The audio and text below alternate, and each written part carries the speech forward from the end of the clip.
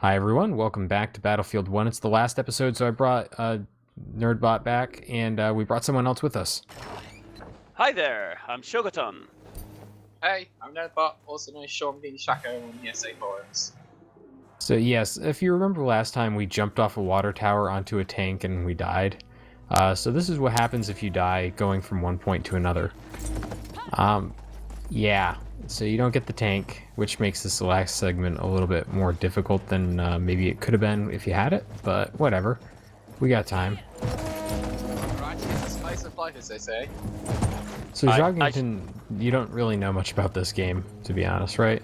No, I have never seen it. I did not actually watch our LP before, so I'm just walking in blindly. I do not know who this is or why they are there. I know it's somewhere in the First World War. Yes, that's about as far as you need to worry about. There's going to be a bunch of death and poor stealth, and oh, it's going to be great. One of the things about this last chapter is it does mix in that stealth, but the very end of it is just complete fucking craziness. So I'm looking forward to that personally. After a stealth section, I reckon. Oh yeah. So yeah, cavalry works in single player just like it does in multiplayer. So you get a specific weapon while you're using it. And now we're just going to spot some stuff.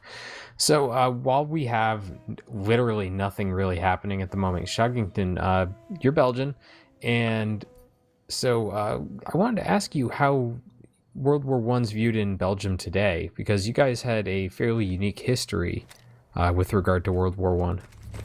Yeah. Basically, it's kind of the first time our country was anything big. Well, except the Congo thing, but we don't like to talk about that. We were at that time basically we were neutral, kind of guaranteed by the United Kingdom, and that was kind of the reason we were there, to a thing between France and Germany, so they might, fight each other a bit less often. And Right, a buffer ports. state. The channel Yeah. ports, very Yeah, important.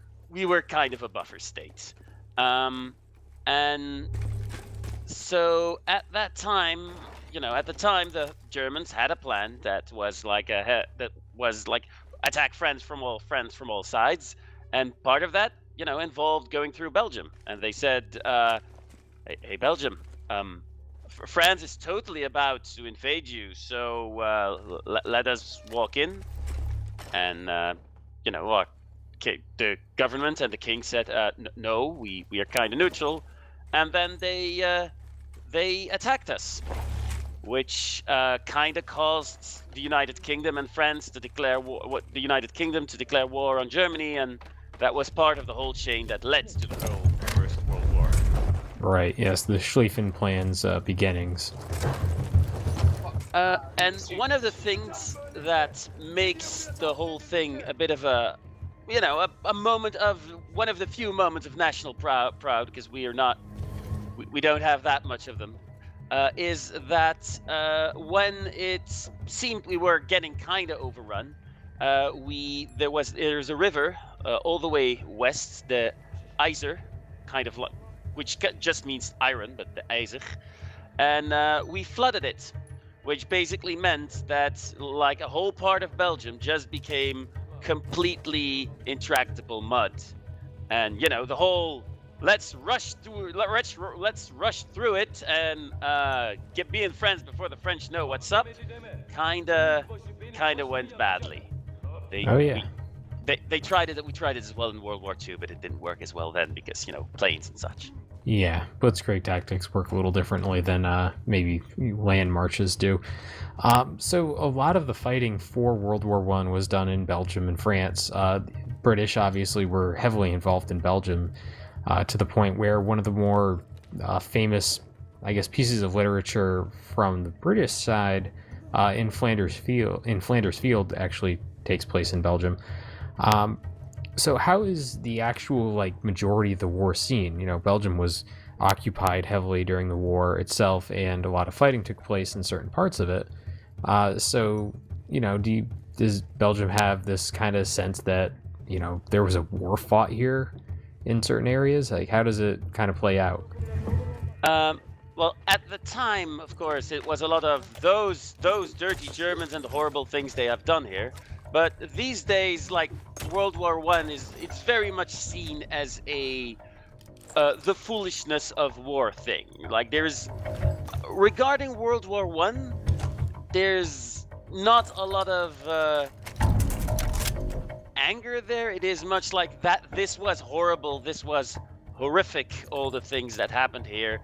Let us never do it again. Let's it didn't really end up that way, but it is mostly seen as a that we were witnesses of like very horrible times. And stories like the Christmas armistice get a lot of play here. And most stories about World War One are not like very glorious. It's more about people trying to survive. They Basically the same over here in this country. It was horrible. We regret all the loss of life and the destruction, and we tried our best to ensure it didn't happen again with mixed results in the 30s. Yeah, so I guess the question to ask both of you guys is how, and I mean, World War II obviously carries a lot of connotations to it beyond just the fighting. But World War One versus World War II for your two countries, I know that in the U.S., there was very little combat in, U.S. held territory, comparatively. I'm going to say that. Of course, there were bombing raids in the U.S., Pearl Harbor, for example, and places like the Philippines and Guam and everything like that. But everyone always thinks of the European theater when they think of World War II, I think. And, of course, your countries were actually directly involved in that European theater for the majority, for longer than the U.S. was. So how does World War II shape up versus World War One these days? Well, basically it's slightly different to the First World War because defeating the fascists and the Nazis pretty much made it seem, compared to the First World War, a slightly more noble cause. Unlike previous conflicts, I think World War II is perhaps the closest you get. Instead of shades of grey, you have one side that is just repulsively more worse than the other side. And yeah, so I guess that is kind of the easy sort of feeling towards it. Not to say easy, but you know what I mean. I think one of the difference how Belgium experienced it is that in World War One, oh man, you got punched the fuck out. Yeah. In World War One, we actually were in the fighting during the whole time, and like a lot of people died. While World War II, we were we had 2 months of fighting, and then we capitulated. And for most of the part, Belgium's story in World War II is more how we dealt with the occupation than actually fighting a war. Which means, right? Yeah, the resistance movements and everything like that. Well, I always see that's the thing with Belgium having been taken. The opening salvo of World War One was in Belgium, so it's very. I guess it's easy to kind of think that they were very similar stories, just because Belgium was under attack from the start and parts of it were occupied from the beginning. And one of the things I guess would be good to talk about here is how you are taught about the rape of Belgium in the country now. That period right after Germany had taken the country, or parts of the country. Lawrence of Arabia. It is actually we learned, for example, about the burning of the Library of Leuven, which is one of the oldest universities in Europe, and they had their library burned down during that day. It is not actually talked about that much. When World War One is talked about, it is usually more about the horrors of the trenches, how nationalism, how rampant nationalism led to it. there's not a lot of talk about how the occupation during of that time is talked less about. Partly maybe because we feel like, hey, we actually fought during this war. It gets more attention. Take on water. That's where we strike. So Agreed. one of the things that does get mentioned is about the refugees that ended up in Holland, which is something that is sometimes received with a bit of mixed feelings. There are people who say that the Dutch kind of mistreated them. There are, of course, who say no, they were, they were treated as well as could be expected in those days. You know that. Not a lot of talk about the rape of Belgium in my education at least. It has been a long time, and I guess it does get downplayed in the sense that World War I was horrific, but not as horrific in some senses as World War II in terms of civilian population being under attack in a lot of ways. So it does make a level of sense. I mean, as a person who went through the U.S. education system, I didn't even know about that stuff until I started looking at World War I personally. So it's I was just kind of curious as how these countries or how your country would view something like that. Which in the U.S., I mean, we'd have education courses on this thing for every year from the time you enter school, probably. Just from the perspective of a foreign country stepping in and doing, committing atrocities on our soil. I guess maybe part of it, and now I am just wildly speculating, is Belgian history is for a big part it is okay. Which foreign people were in charge of our region at that point in time? So the occupation, we've been occupied a lot. Like before our country was there, we were basically, now we're part of France. Now we're part of the Roman Empire. Now we're part of Spain. So I guess being occupied by Germany at that point maybe is less of a shocking thing. Unless, of course, they do things like in World War II when, there was a genocide campaign going on. The World War I occupation is recognized, and when it is talked about, it is not talked about, and it was kind or soft. No, then it is recognized as no. They were kind of rough. They did not treat the people well, and they did do a lot of really bad stuff. But it is not really a focus in most of the history that I got. We tried There's to like a few examples of them doing the propaganda, basically portrayed. But it was pretty awful, the stuff they did in the occupation in Belgium. Yeah, that is.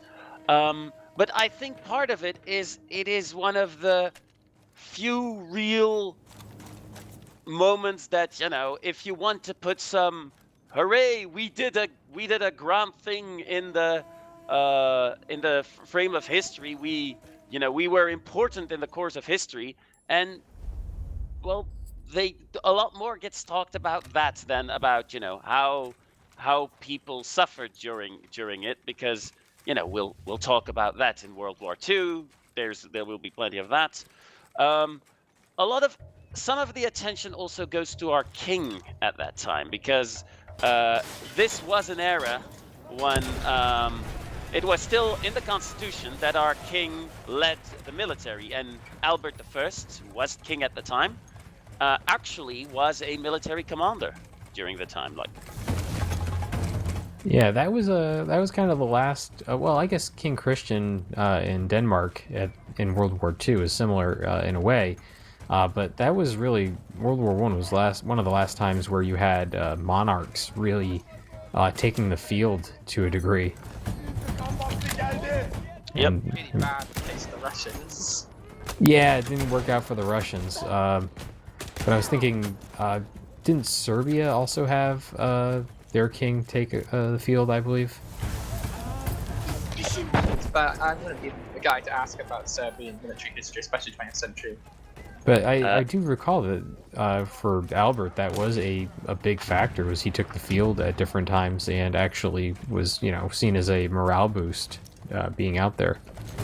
Yeah, what also helped, and this is actually a thing that does get attention in our history books, well, when I was in school at least, is that his wife, Queen Elizabeth, was actually involved in the treatment of the war injured.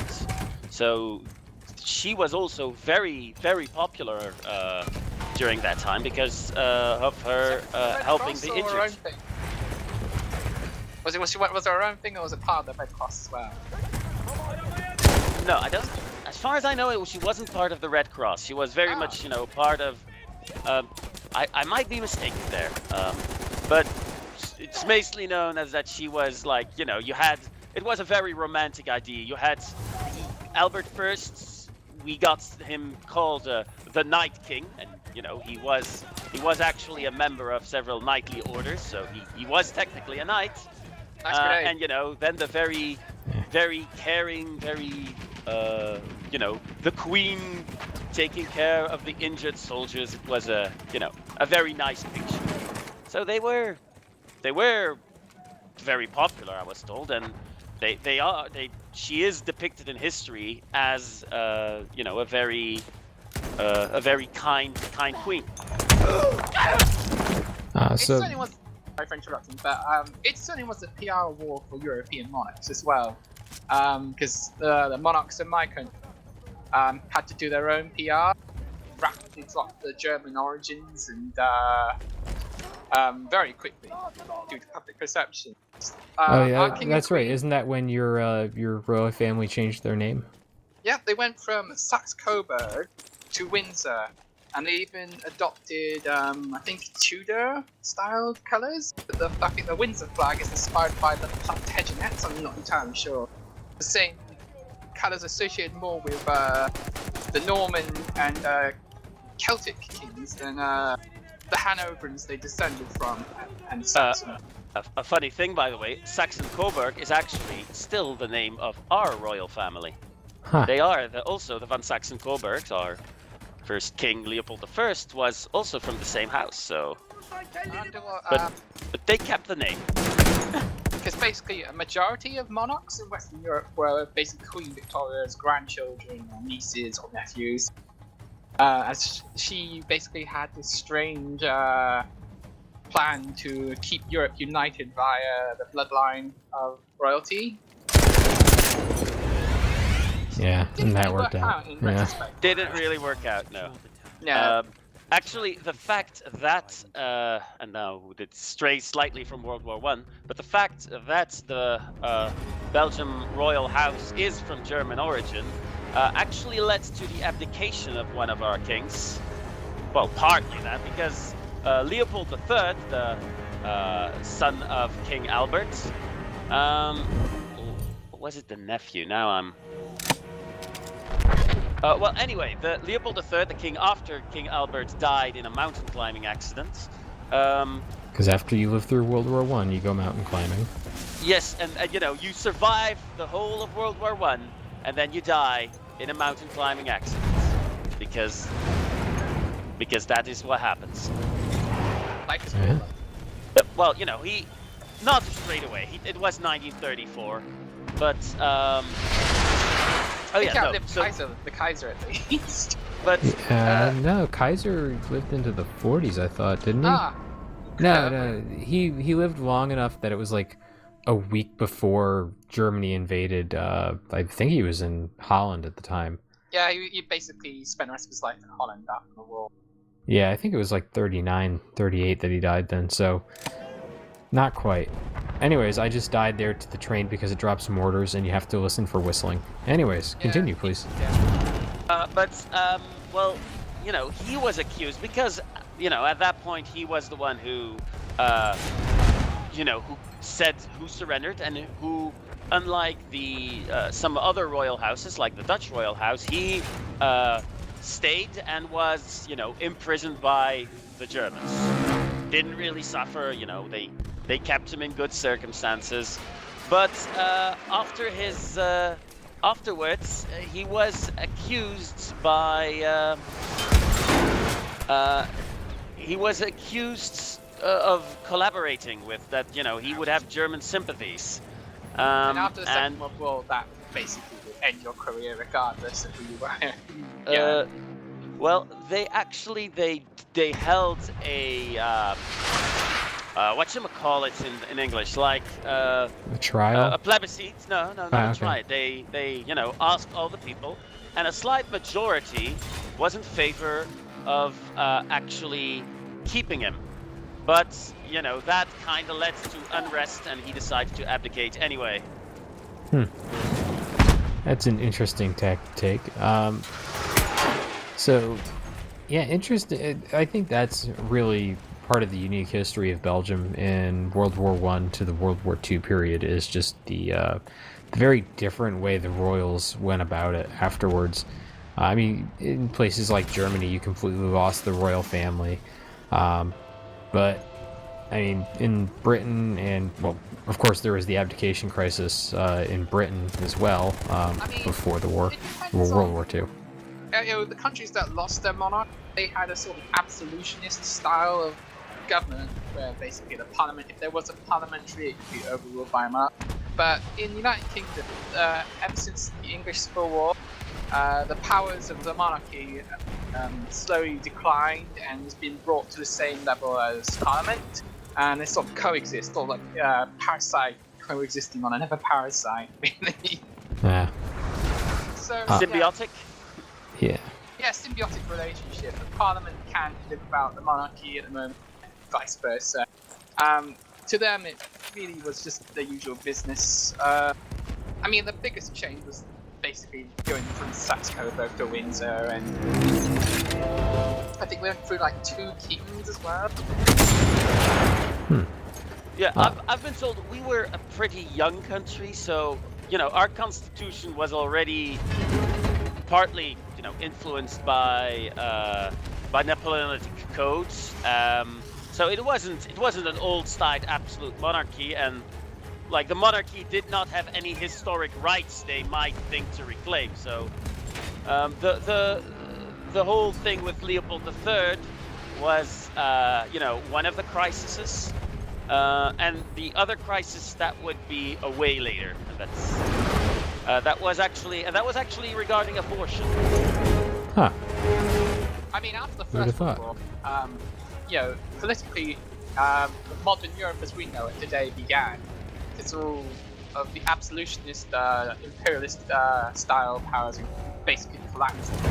Multiple, the Ottoman Empire and Habsburgs gone, and after the civil wars and the Soviet Union stuff cleaned itself up, it actually became stabilized. Right. So, jumping back to the game, because I feel like we spent almost this entire time talking about Belgium, which is actually good. I'm Sorry good with if you're that. watching for us to comment on the game. Oh no, that honestly, one of the things I really wanted to do with this LP was bring in people from World War I combatant countries and talk to them about how the war played out and what they know about it and all this other stuff. It never quite came to fruition because my personal laziness and busyness at the same time. But I did want to talk a bit about what's happening here. So I'm running around with a tank Gewehr, which is an anti-tank rifle that the game gives you if you pick up a certain sentry class in the game, and shooting at this train that is also firing at these artillery pieces that I'm using. And that thing will destroy all those artillery pieces eventually, which is something I'm going to run into in moments. I mean, interestingly enough, this right here is another single-player tutorial for multiplayer. It shows you how to take down the train. The train in this is identical to the multiplayer one. Complete with compartments that auto-heal after they're damaged, and have their own firing arcs and that. Yep. And of course it takes place on a multiplayer map, so interesting fact. Now, one of the things that does drive me absolutely nuts with this, though, is that you can lose all of your guns, and so you're kind of just like going around like, okay, do I throw explosives at it now? Like, how do I actually deal with this? don't understand why they gave you dynamite as a proton thing. The dynamite is just tantamount to suicide in this game. Yeah, and I do like how the train can knock out your cover just like that, as we saw in the previous building, which is, one of those things. It's a Battlefield game, of course it can do that, because that's how it works in Battlefield games. It's a great thing as a threat, though, because it, hilariously more deadly sometimes than train in multiplayer, especially you got a puppy who doesn't understand how to use the mini-maps. Yeah. I just killed the tank with a horse. Just saying. Nice. Yeah, that's what I love about this game. Really, you can technically kill a tank with a horse in multiplayer as well if you're patient enough. I want to point out a second ago, the NPCs fighting with you are the other Arabic freedom fighters. I find very interesting that they took the time to sit down and model these guys out. Yeah, it's right, because in multiplayer, that is not what they look like at all. As a matter of fact, I think this is a British versus Ottoman match. It's just another case of me. You got some unique models kicking around there, and I wonder if they're ever going to use them for multiplayer. And you're right, we do. It would be interesting to see how they do that. They'd actually, or I was going to say Bethesda, but DICE has also opened up the possibility of maybe doing a couple more single-player levels in a DLC, but I think they don't seem to be ready to do that. Like, there hasn't. It would have been a suggestion, but there hasn't been any movement on it since then. Since they aren't going to make another Battlefield game for another 2 years, I can imagine them doing a second round of DLC, including some story stuff, which would be nice if they expanded either the ones we've got or added new ones. Yeah. Well, hey, I wouldn't mind seeing some stuff. I wouldn't mind playing as a soldier in the Italian campaign, the Austrian side, or an Ottoman Turk in the Imperial campaign. Yeah, hey, why not? Yeah, so, give it some variety. So single player. So did one of the things that happened in history, while we look at some loading, is that shortly after the First World War, and actually during the First World War, there was like one of the hugest pandemics that Europe has ever had with the Spanish flu. Which was exactly what Europe needed at the time. Mm-hmm. Yeah, a die-off after the die-off. But actually, one thing I learned is that apparently one of the reasons it was called the Spanish fever is because Spain was one of the few neutral countries, so they were one of the few countries where the press actually said, "Hey guys, we are having an epidemic," because all the others, this will be over. First casualty of war is truth. So by one side or the other. Yeah, so the other countries kind of suppressed the numbers, but Spain and actually went and reported their numbers. I always thought that was an interesting facet of the whole thing. And I really like this little end credit thing, or not end credit, but rather the remember us sort of moments. Even though I'm gonna say, hey, this is a game that was made for profit, not to remember the people who actually died in the war or anything like that. But it's a pretty decent reel. It is pretty decent. All over and the war is won. There's I visited but until that day comes, a museum about it, and they actually had like remade some trenches where you could walk to, and you could hear the bombs and it was pretty impressive. And one of the reasons I think that very few games are made about World War I is that it was miserable. There was very little glorious about it. It was really a war that makes you think, war is kind of shit. Hence the never again promise. Because before that, there was a whole art thing that, glorified industry and war as a result of industry. And there were parts that were stoked about, we're with our massive machinery, we are totally going to win this war. And afterwards, that was completely lost. The last major European conflict was the Franco-Prussian War, and this is something that by the time World War One rolls around, only men in the 40s or 50s could remember basically how war is pretty bad. And that I think the War of 1870 was a relatively short war. Like, people died in it. Plenty of people died in it, but it was not the amount of misery, and with technology being able to kill at far greater numbers and poison gas used at that time, that and for so really very, very long.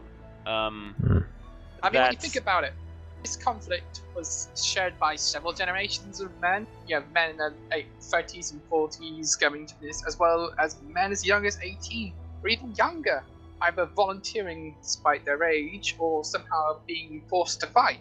It's a strangely, like Second World War, a multi-generational event, and well, I'm just happy that the game takes some liberties of history, because I'm like Shockerton said, if you're going to try and do a realistic Battlefield 1, Bye, everyone. it's going to be